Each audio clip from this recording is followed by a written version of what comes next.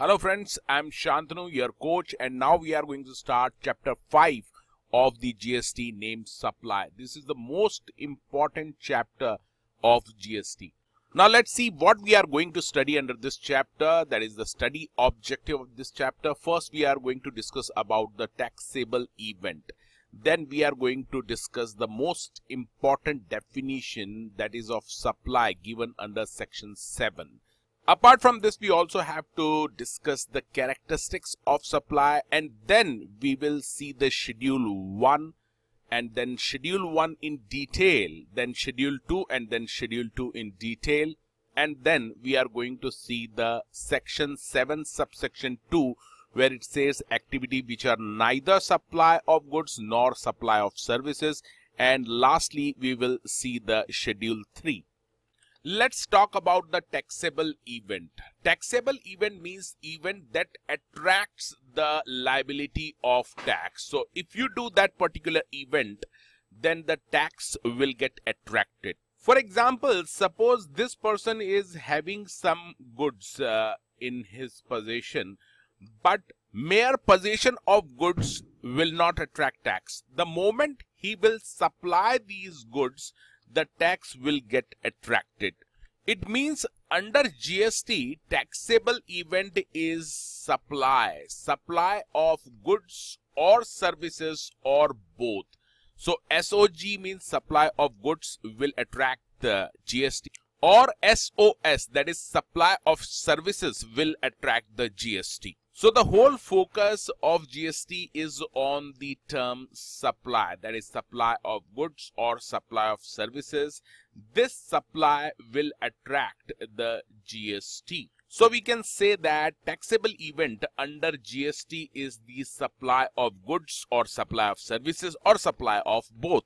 Further, it is very important for you to understand what was the taxable event under previous tax regime, that is before GST, what was the tax event under different act.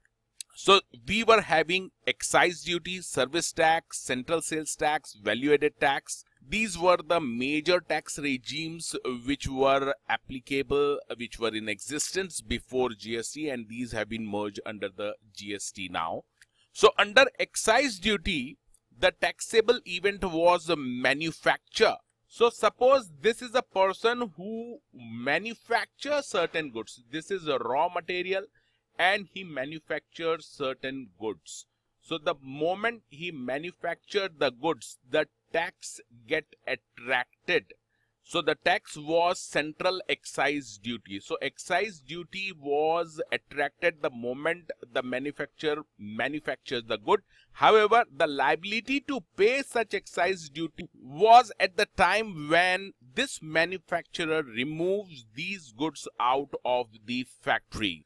So suppose this is the factory. He has manufactured these goods on 1st of January, let's say 2017.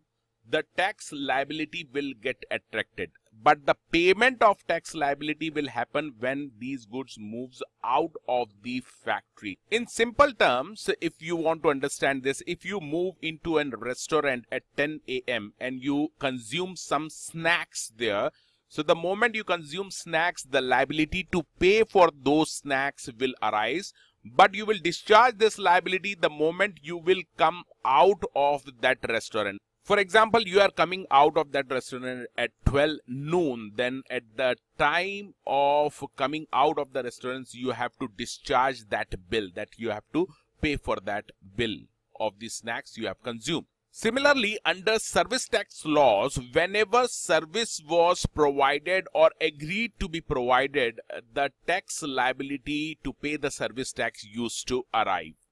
Similarly, in case of central sales tax, whenever there was an interstate sale of goods, liability of CST used to get attracted the moment goods were sold in case of interstate sale. Similarly, in case of value added tax, that is the local sales tax at state government level, the liability for VAT used to arrive the moment there was an intra-state sale of goods, that is the sale within the same state. And here need not to mention that the CST was levied by the central government in case of interstate sale, and VAT was levied by the respective state government for the intrastate sale of goods. Now let's see the term supply, which is defined under section 7 of Central GST Act 2017. First of all, you have to note there are 3 subsections of section 7. Section 7 subsection 1, then comes subsection 2, and then comes subsection 3. Further, you have to note that the term supply has been defined subjectively and inclusively under section 7 of this act. So as per subsection 1, the term supply includes all forms of supply of goods or services or both, such as STBE, LR, LD. This term we will see later on. So here you have to note that in clause A of subsection 1, it says that all forms of supply of goods and services or both, such as this, made or agreed to be made for consideration. So here consideration is important in clause A, by a person in the furtherance of business. So the clause A is very vast and important. It says that all forms of supply of goods and services are both made or agreed. Further, the consideration should be there to consider such forms of supply as supply. And further, it talks about the supply should be in furtherance of business. So this whole clause A is very important, and we will see or analyze this clause A in the next slide. First, we want to move to another clause. Now, subsection 1, clause B says that import of services, not import of goods. It talks about even the import of services done for the consideration, whether or not for furtherance of business or not. तो यहाँ पर इन्होंने 3 चीजें बताई है. पहला ये बोलता है import of services, goods की बात नहीं कर रहा. It says that import of services for consideration that will be treated as supply under CGST. Whether this import of services was for furtherance of business or not, it doesn't matter. So it means any import of service for consideration will be treated as supply. Then comes clause C of subsection 1. It specifically says that all the activities or transaction mentioned under schedule 1 which are done even without consideration. So all such activity even without consideration will be treated as supply. Now, what is mentioned under schedule 1, we are going to see in detail later on. Further, in clause D of subsection, it says that all the activities which are mentioned under schedule 2 will be treated as supply. Whether you think that is a supply or not, it doesn't matter.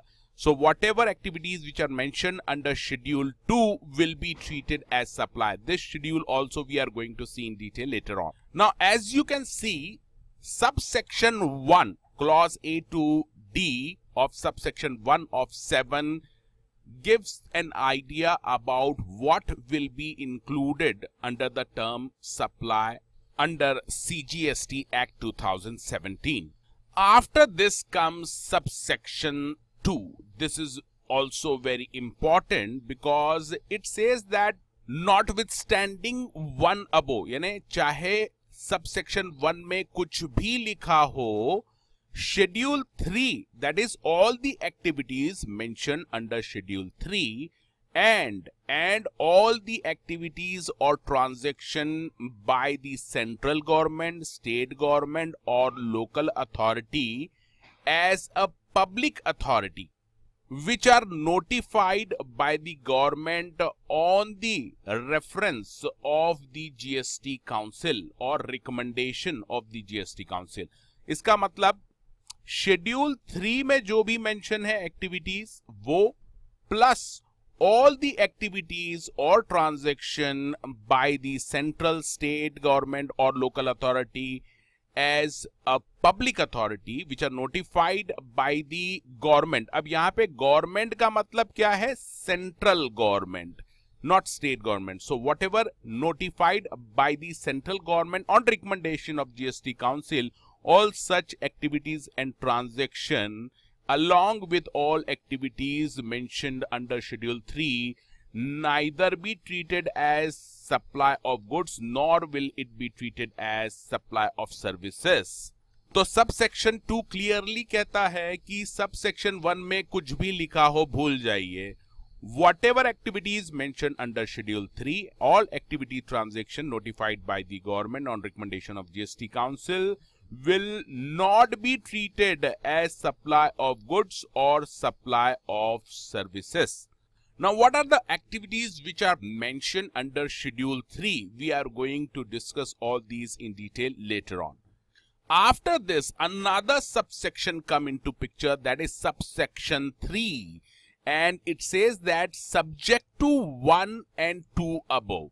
It means with due respect to subsection 1 and subsection 2, the government may, government का मतलब यहाँ पे फिर क्या है? Central government. Central government may on recommendation of GST Council may notify transactions to be treated as supply of goods and not supply of services. तो अगर आपको ऐसा लगता है कि this is a supply of services, but the government may notify such transaction as a supply of goods, not supply of services.